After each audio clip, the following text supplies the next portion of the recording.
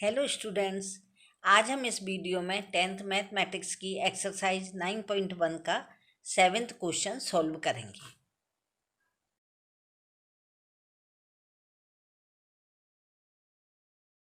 Seventh question है, from a point of the ground the angles of elevation of the bottom and the top of a transmission tower fix a at the top of the 20 metre high building are 45 degree and 60 degree. भूमि के एक बिंदु से 20 metre ऊंचे भवन के शिखर पर लगी एक संचार मीनार के तल और शिखर के उन्नयन कोण क्रमशः 45 डिग्री और 60 डिग्री हैं। Find the height of tower. मीनार की ऊंचाई ज्ञात कीजिए। सेवेंथ क्वेश्चन है इसका। ये हमने आपको अभी बताया था कि इसमें एक क्या है कि यहाँ से लेकर के यहाँ तक, यानी कि हमने इसमें ए और बी, यह एक मीनार यानी कि टॉवर है।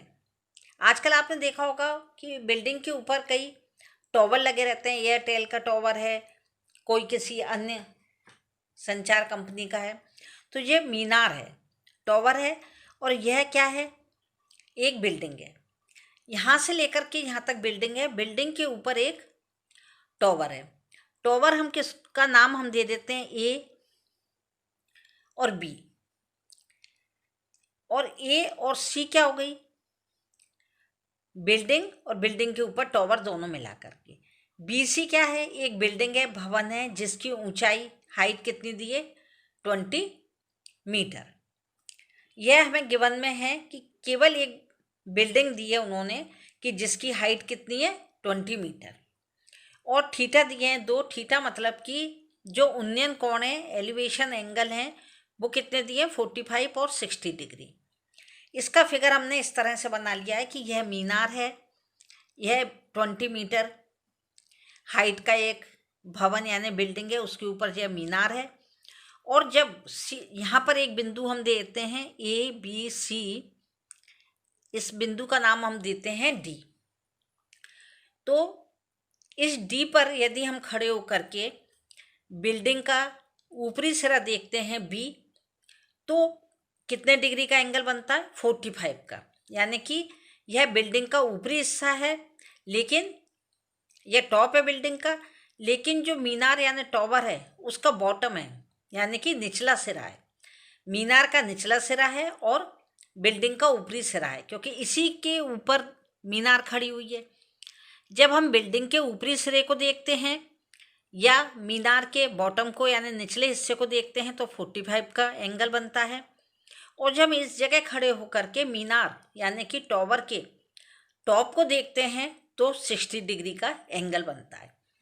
इस तरह हमें इसमें 2 बार राइट एंगल ट्रायंगल के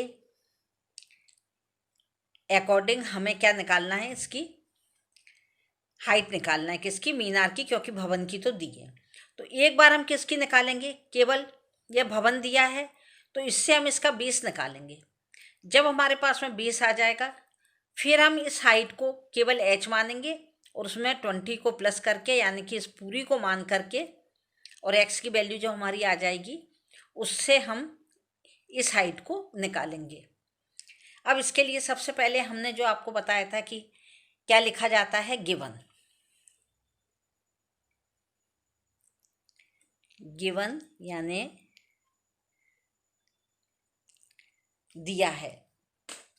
इसमें क्या दिया है? Height of the building.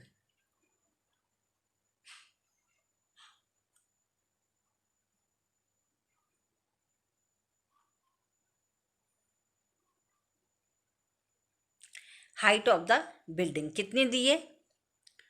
20 metre, यानी कि भवन की ऊंचाई बराबर 20 मीटर। यह क्या है? गिवन। इसके बाद में हमें क्या लेना है? और इन्होंने गिवन में और क्या दिया है? ये थीटा दिया है 45 और 60 का, तो हम यहाँ लिख देते हैं theta is equal to 45 degree and 60 degree. अभी हम इसमें नाम नहीं लिख रहे हैं कि टेन की, साइन की, कॉस की या अदर कोई भी, हमें इसमें कौन से रेशो लेना है, केवल हम थीटा लिख रहे हैं। फिर हमें यह देखना है कि इनका जो संबंध है, रिलेशन है, वो कौन कौन सी साइड से, उन साइड से कौन सी इनके रिलेशन बनते हैं। अब फाइंड क्या करना है हमें इसमें, क्योंकि उन्होंने क्या कहा है, केवल हमें मीनार की यानी कि टॉवर की हाइट फाइंड करना है। तो फाइंड में हम लिखेंगे यहाँ find height of the tower, यानी कि ज्ञात क्या करना है, मीनार की ऊंचाई।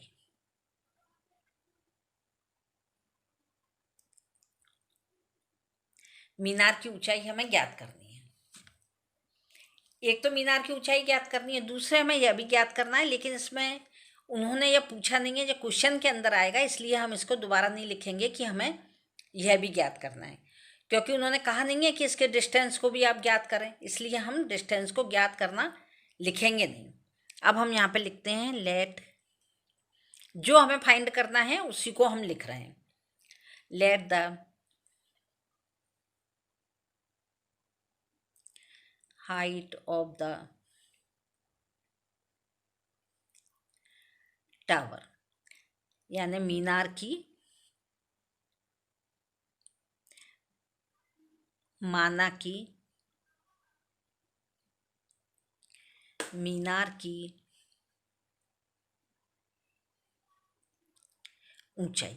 अब हम क्या मानेंगे, मीनार की ऊंचाई क्या है, हमने इसको ए बी, मीनार की ऊंचाई ए बी, तो हम यहाँ पे लिख देंगे ए बी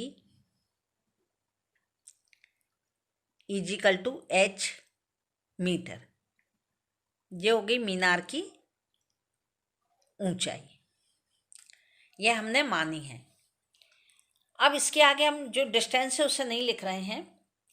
अब इसमें हमारे पास में क्या है, दो ट्रायंगल आ गए, एक तो आ गया बी सी डी जो कि 45 के थीटा पर बना हुआ है राइट एंगल। तो पहले हम ले लेंगे B C D. In a triangle B C D, हमें हमेशा जब भी लेंगे तो बीच का जो एंगल है उसे लिखने में लेंगे बी सी डी, यानी कि समकोण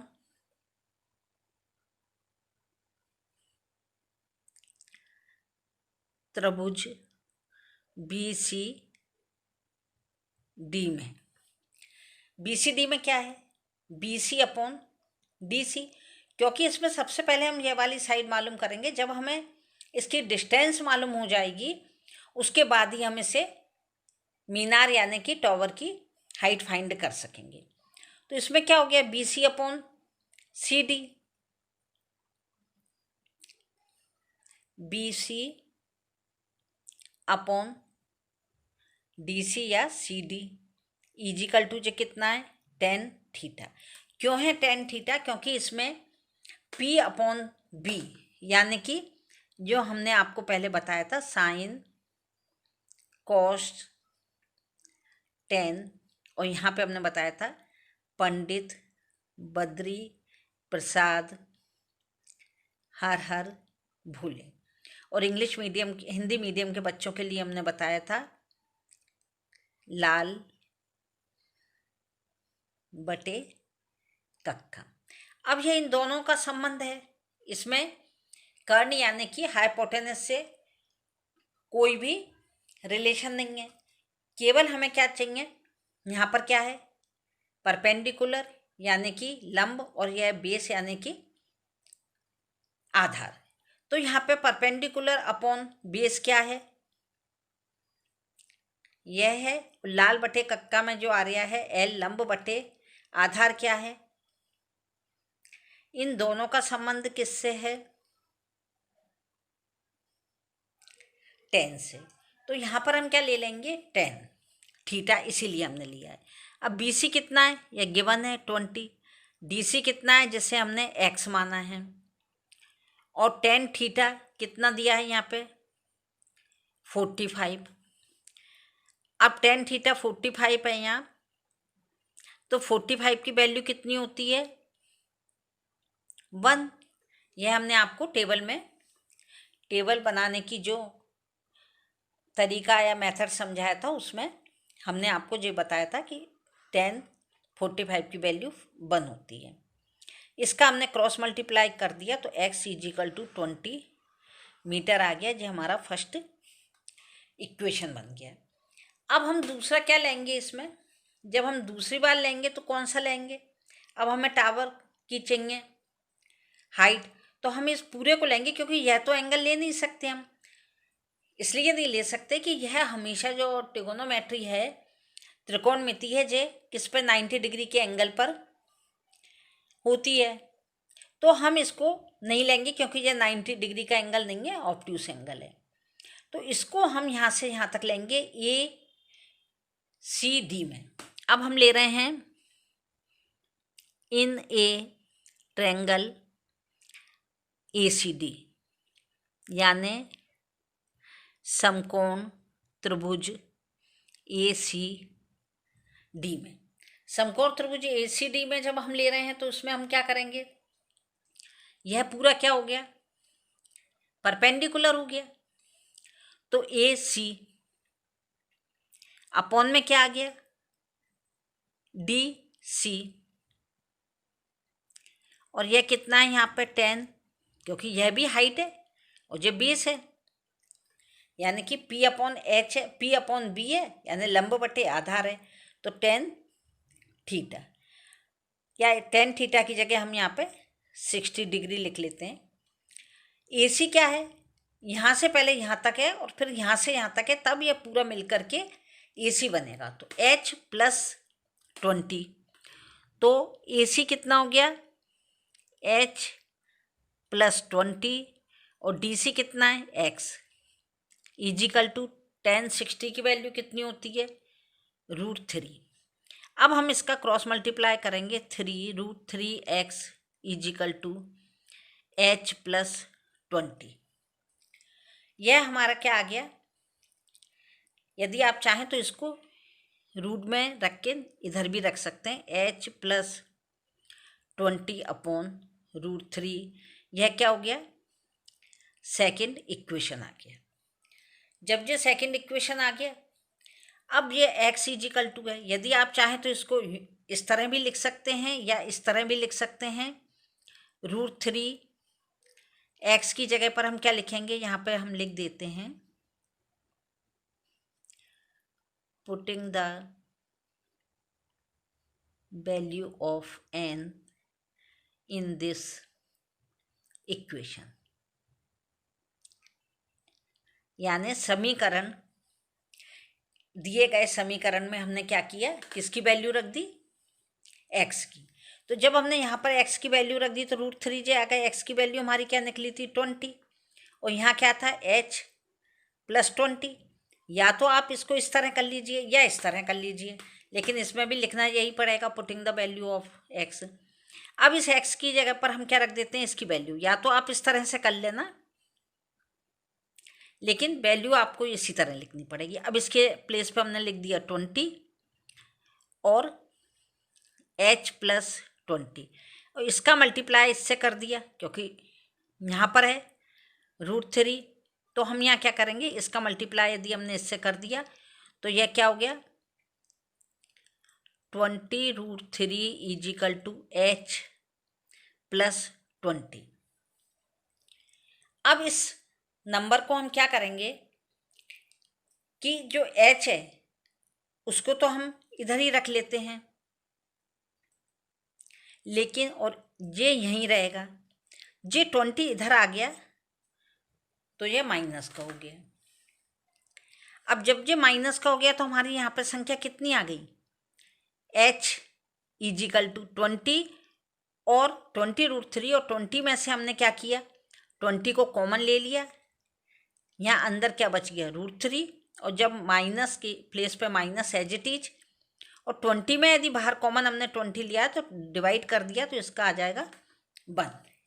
अब यह हमारा यहाँ तक का क्वेश्चन सॉल्व हो गया। तो h इजिकल टू √20 के प्लेस पे 20 आ गया।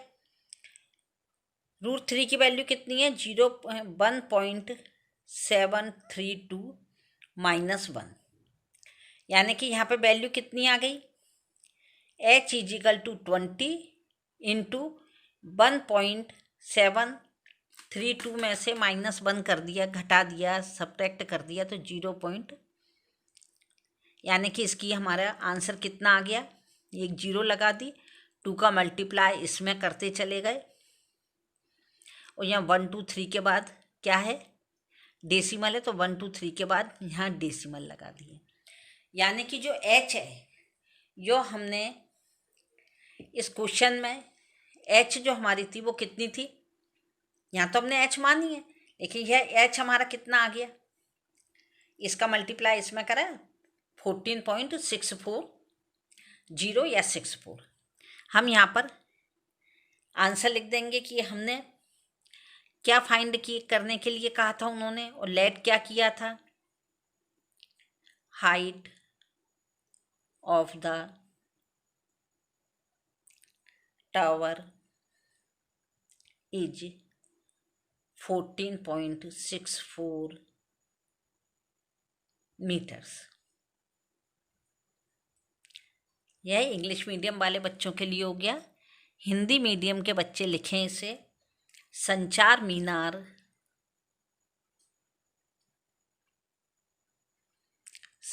मीनार की